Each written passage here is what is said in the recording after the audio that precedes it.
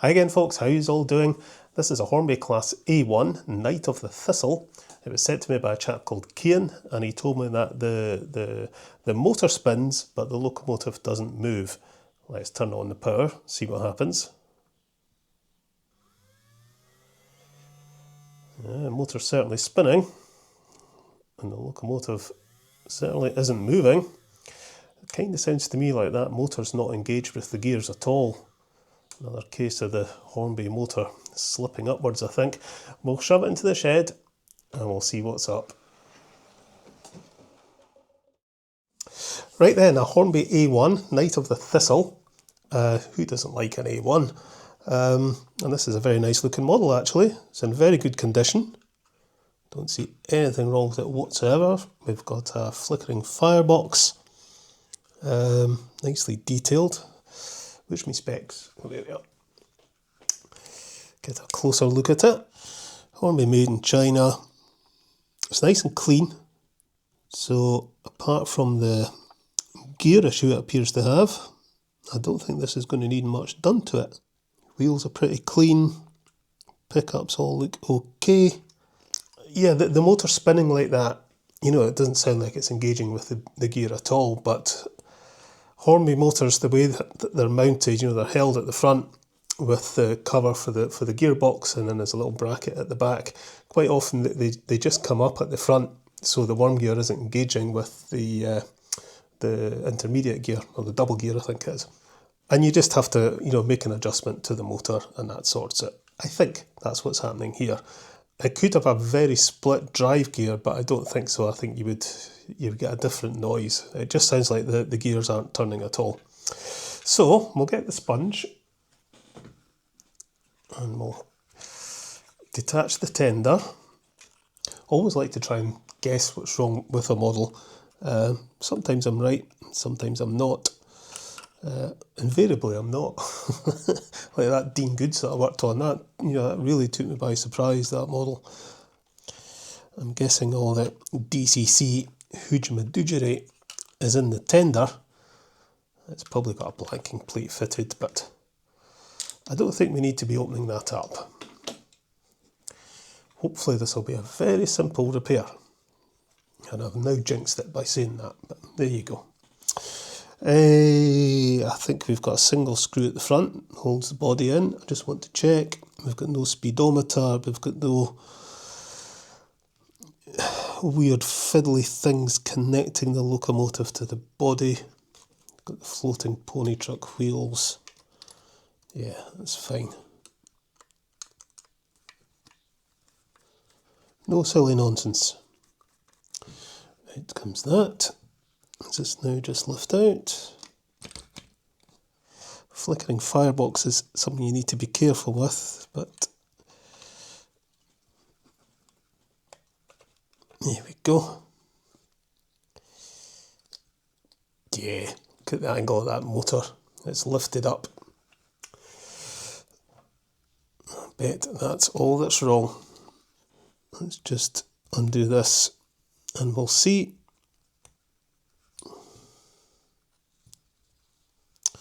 Yep, that's all that's happened. You can see the motor has lifted up at the front and the worm gear is not engaged with the double gear. However, why has it done that? Sometimes it just does it because Hornby don't, you know, it's just poorly put together. But sometimes it can be because there's a problem with the drivetrain. If it's locking up, it can sometimes push the motor up. So before I just get this back in position and try and adjust it to stay in position, I want to check the drivetrain. So we'll slacken off that rear bracket and lift that motor right out the way. And we'll take the double gear out, we'll check it for any split while we're in there. And that small gear's okay, and the big gear all looks fine, so that's good. Right.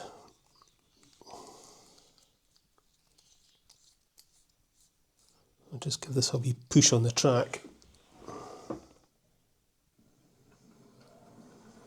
That's fine.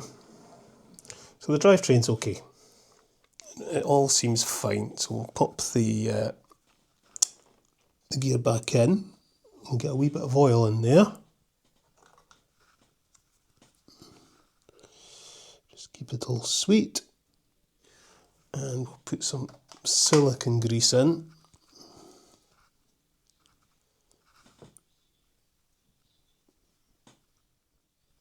Okay. Now, what we need to do is get this motor to engage correctly and make sure the motor stays put. So, screw that back down. And what I've done in the past is put a little piece of plastic between the back of the motor and that bracket, and that usually keeps it. Just a wee bit of clear plastic like that. Where's my scissors?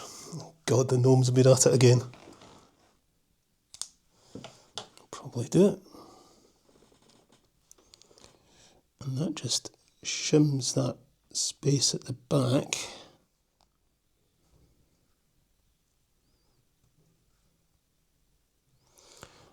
Tighten up that motor mount.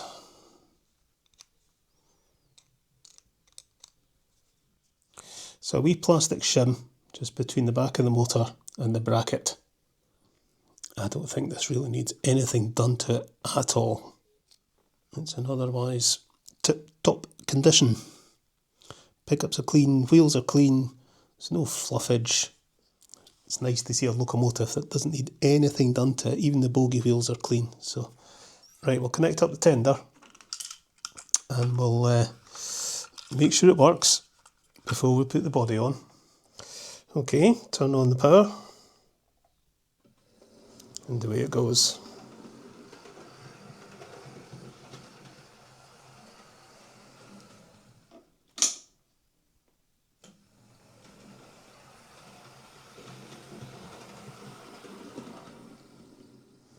Pulling about 100 milliamps. It's fine. I'm just going to lift this motor out again.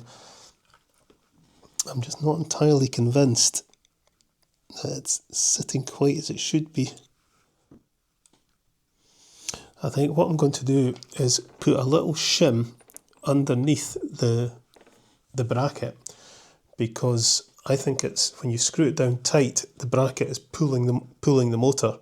Having that shim that I've fitted helps, but I think we need a wee bit more just to make sure we can screw the bracket tight, because at the moment I think if I screw that bracket as tight as it should be, it's going to lift the motor again. So I've put a little plastic shim underneath this bracket just behind the screw, and it just angles the bracket forwards a little bit. And that, coupled with the plastic shim at the top there, keeps this motor in position. Screw that down, and that should be that.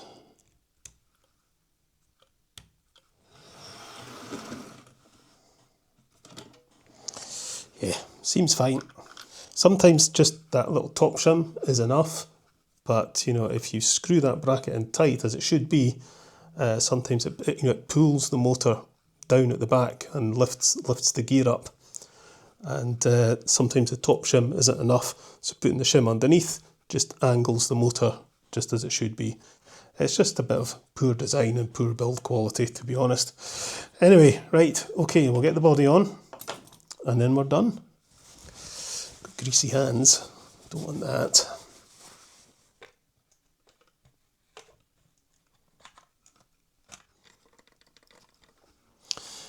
Seems to be that.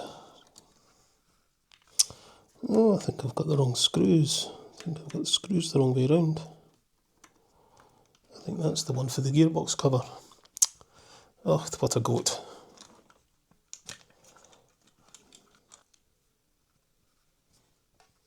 I would have thought the shorter screw bit in there, but never mind. That's better. Right, there we go. We are done. A nice easy job. I like those.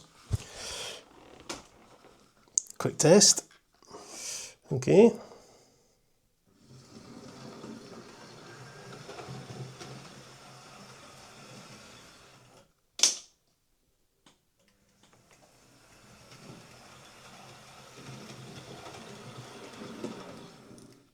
Nice.